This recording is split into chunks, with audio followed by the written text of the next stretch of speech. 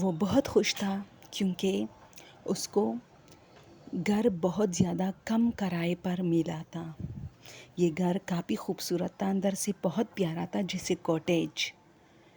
السلام علیکم دوستو، یہ سٹوری علی کی ہے۔ علی جو کہ ایک ہاسٹل میں رہتا تھا، لیکن ہاسٹل میں کسی برے حالات کی وجہ سے اسے ایک اور گھر میں شفٹ ہونا پڑا، جو کہ رینٹ پہ لینا پڑے گا اسے۔ وہ بہت دنوں تک دھکے کھاتا رہا، لیکن ہر گھر کی قیمت بہت زیادہ ہوتی تھی۔ بہت ہی ہارر سٹوری ہے، آپ لوگوں کو بہت مزہ آئے گا، اس لیے پہلے سے بتا رہی ہوں۔ اگر رات کے ٹائم سن رہے ہو تو ضرور چائے پہلے سے بنائیے، کیونکہ بیچ میں آپ لوگ نہیں اٹھ پاؤ گے۔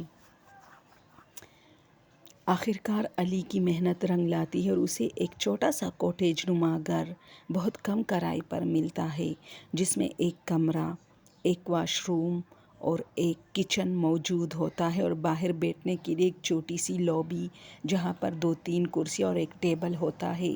یہ علی کے لیے کافی ہوتا ہے کیونکہ علی اس میں اکیلا رہتا ہے۔ اب علی ایک بات نوٹ کرتا ہے کہ اس گھر کے قریب جتنے بھی گھر ہیں سب کے سب خالی اور بوسیدہ ہے۔ شاید یہی وجہ ہے کہ وہ سارے گھر اتنے پرانے تھے کہ اب ان میں کوئی رہتا ہی نہیں ہے۔ علی جس گھر میں رہتا تھا اس کی حالت تو پھر بھی ٹھیک تھی، لیکن باقی گھر کافی بوسیدہ تھے، ان کے دیواریں گری تھی، کچھ جگہ ٹوٹی ہوئی تھی۔ اس لیے علی بہت خوشی سے اس گھر میں رہ رہا تھا۔ پہلی رات علی نے دستک کی آواز سنی، لیکن علی نے سوچا کہ کیا پتہ یہ اس کا وہم ہو۔ لیکن جب بہت زیادہ دستک کی آواز آئی تو علی اٹھا اور دروازہ کھول کے دیکھا، وہاں کوئی نہیں تھا۔ علی حیران تھا، پھر علی نے سوچا کہ ارد گرد کے جتنے بھی گھر ہیں شاید اس میں ہو رہی ہے دستک۔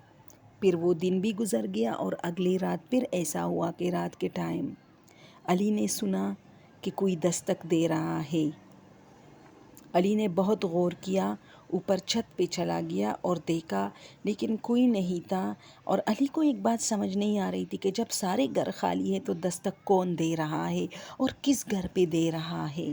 پھر علی کو ایک خیال آیا کہ کیا پتہ کچھ لوگ جو رات کے ٹائم سگریٹ وغیرہ پینے کے لیے ایسی جگہوں کا رخ کرتے ہیں جہاں کوئی نہیں رہتا، ایسے بوسیدہ عمارتوں میں جا کے سگریٹ پیتے، شاید یہ وہی لوگ ہوں گے۔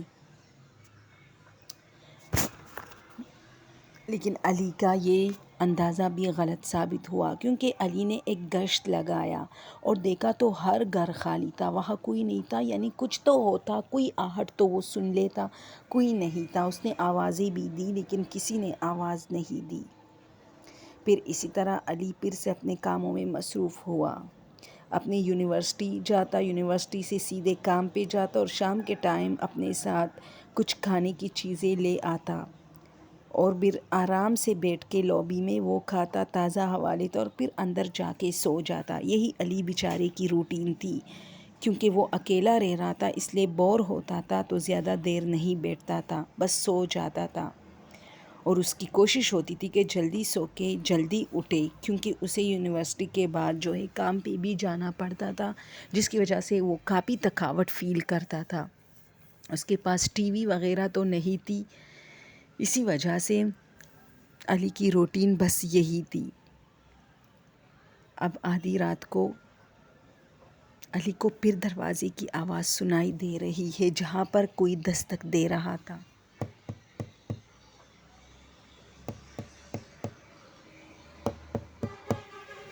علی کو ایک بات سمجھ میں نہیں آ رہی تھی کہ یہ اسی کا دروازہ ہے، اس کے گھر کا، جس میں وہ رینٹ پہ رہ رہا تھا۔ پھر علی جا کے دیکھتا ہے تو وہاں کوئی نہیں ہوتا، اور علی سوچتا ہے کہ کیوں نہ اپنے لیے ایک کپ گرما گرم کافی بناؤں۔ علی نے جا کے کچن میں ایک کیٹلی چولہے پہ رکھ کے اس میں ایک کافی اپنے لیے بنائی اور آ کے باہر بیٹھ گیا۔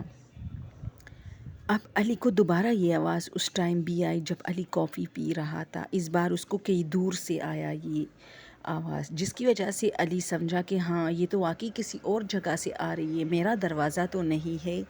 خیر جو بھی تھا، علی نے کافی پی، ستاروں سے باتیں کی، چاند سے باتیں کی اور واپس چلا گیا۔ وہ آسمان کی طرف زیادہ دیکھتا تھا اور سوچتا تھا ہاں یہ جو چاند نظر آ رہا ہے اور یہ ستارے، اس کو میرے عزیز بھی اس وقت دیکھ رہے ہوگے، لیکن بس فرق یہ ہے کہ وہ مجھے نظر نہیں آتے، یعنی ان کی امی، ان کی بہنیں، ان کے بھائی، ان کے والد۔ پھر علی جا کے سو جاتا تھا۔ اسی طرح ایک مہینہ گزر گیا اور ایک دن علی کافی تنگ آیا اس دستک سے۔ اس نے کئی بار لوگوں سے بھی پوچھا، وہاں کے ارد گرد رہنے والوں سے، لیکن ان لوگوں کو کیا پتا، کیونکہ وہ علی سے کافی دور رہتے تھے۔ علی کے قریب جتنے بھی گھر تھے وہ سارے بوسیدہ تھے، اس کے دیواری ٹوٹی پھوٹی تھے اور وہ خالی گھر تھے، جیسے ان کے جو مالک مکان ہے وہ تو برسوں سے یہاں سے گئے اور واپس لوٹ کے ہی نہیں آئے، اور یہ گھر اسی طرح پڑے ہوئے ہیں اور بارشوں کی وجہ سے کافی خراب حالت میں تھی۔ ان کے دروازے بھی ٹوٹے ہوئے تھے، لوگ اندر بغیر اجازت، بغیر پرمیشن کے جانے لگے تھے۔ وہاں لوگ اپنے مہمانوں کو اکثر بٹھاتے تھے۔ علی حیران تھا کہ وہاں سب لوگوں نے انہیں کہا کہ اس رات کا تو ہمیں نہیں پتہ، البتہ دن میں ہم دیکھتے کہ یہ کافی بوسیدہ ہو چکے یہ مکان، اور یہاں تو کوئی نہیں آتا، بس اگر یہاں گاؤں میں کوئی شادی ہوتی ہے تو اس میں مہمانوں کو بٹھایا جاتا ہے کرسیاں لا کے۔ علی حیران تھا، سوچ رہا تھا کہ یہ کیا ہو رہا ہے، اس لیے علی خاموشی سے یہ بات برداشت کرتا رہا اور وہاں سے آ گیا۔ پھر کچھ دن بعد علی نے سوچا کہ چلو اس کا پتہ تو میں خود لگاؤں گا کہ دستک کون دیتا ہے۔